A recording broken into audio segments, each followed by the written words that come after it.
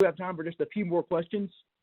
With that, I will kick it over to John over there in Fritch, who has a question about the national debt. John, go ahead.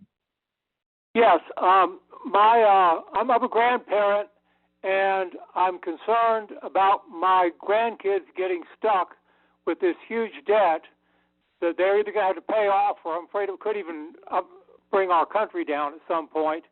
What do you have any idea what to do about the national debt so we don't saddle our grandchildren with it?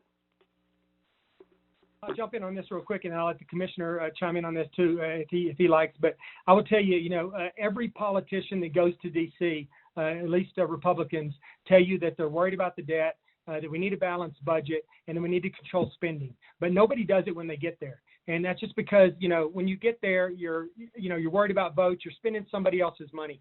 I'm going to tell you right now, I've spent 25 years in the Navy. I've already done a full career.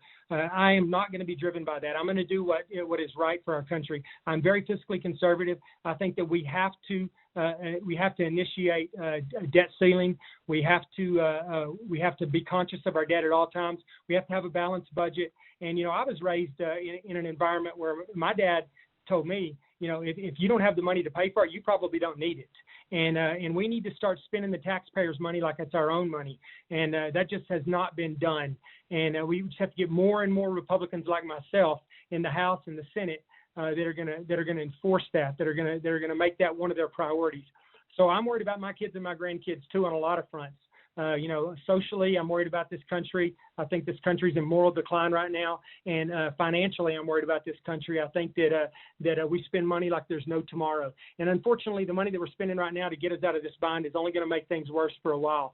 But the good news is that we're borrowing it at no interest or low interest, and I hope that we can develop some discipline when we get out of this and get our economy back on track and fill our coffers again, and then pay our bills.